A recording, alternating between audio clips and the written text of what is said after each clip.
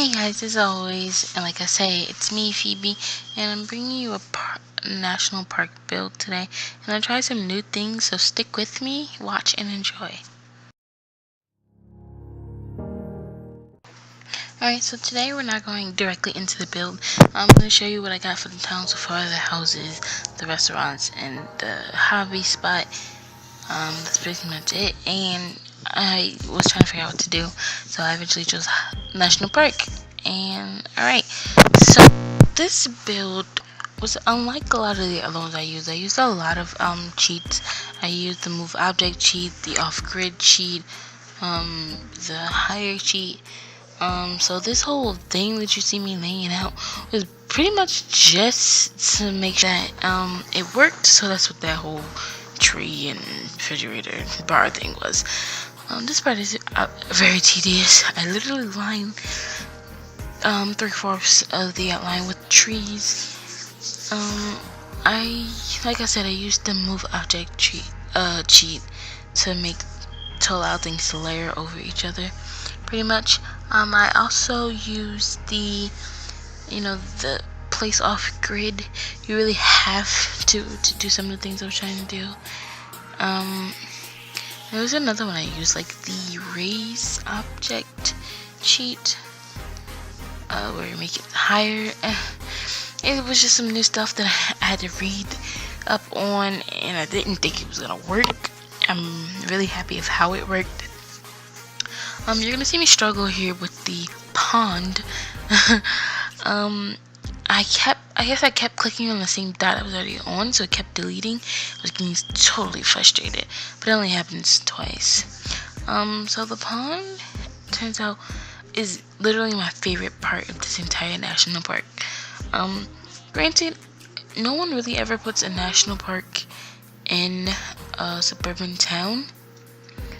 I did.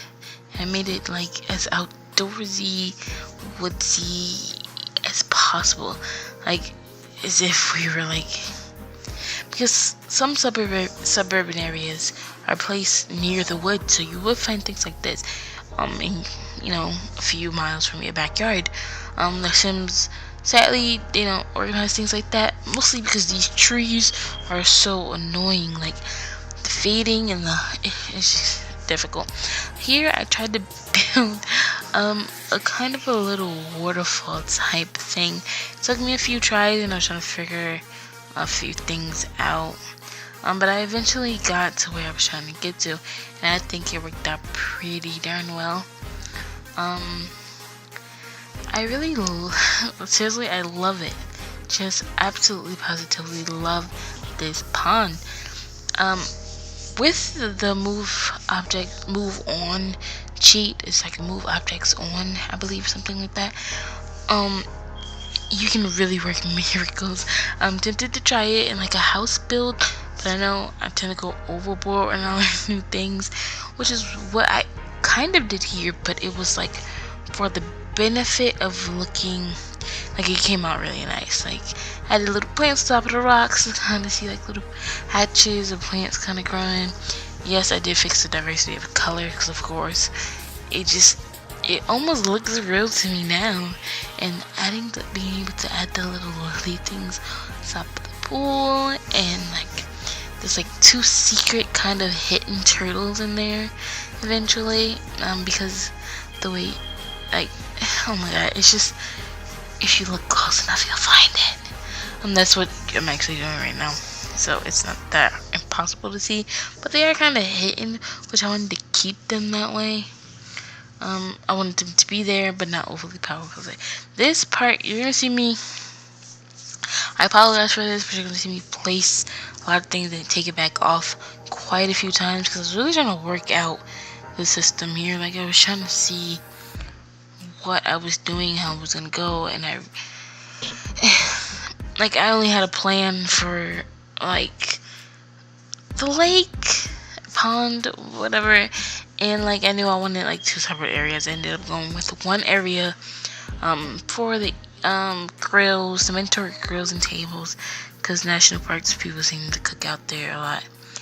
I was trying to play with the paint, but it's not the type of layer of paint as I am accustomed to use it in different instances. It was pretty much just, yeah, I redid it for nothing.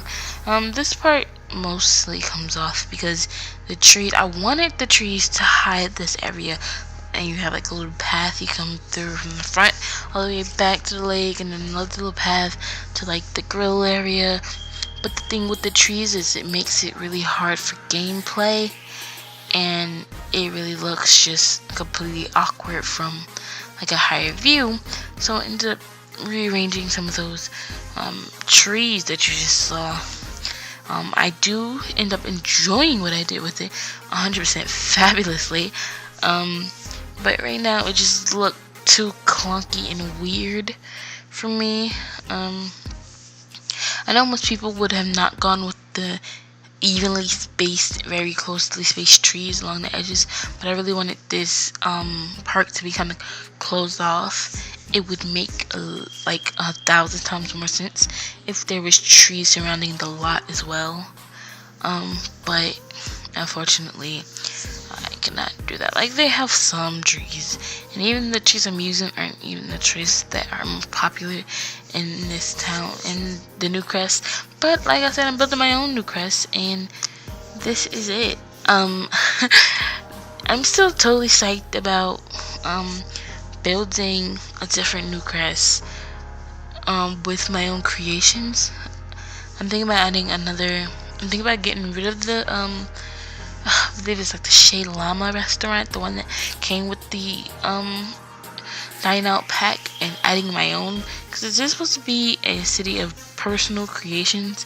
And even though I tweaked it a little bit to one of my family's likings, this was before you guys would have seen it, I still feel like it's too not original. So I'm gonna probably just scrap that and put in something else.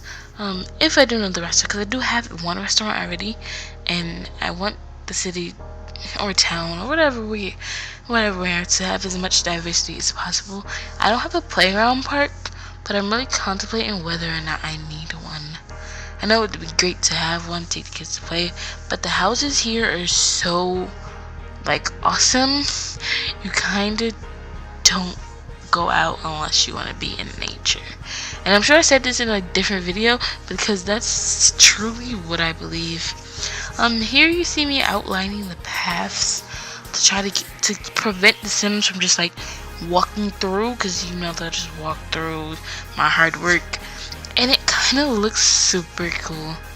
It started reminding me of just like, I don't know, like those old-timey folk stories, like Little Red Riding Hood probably went through this on her way to Grandma's house or something.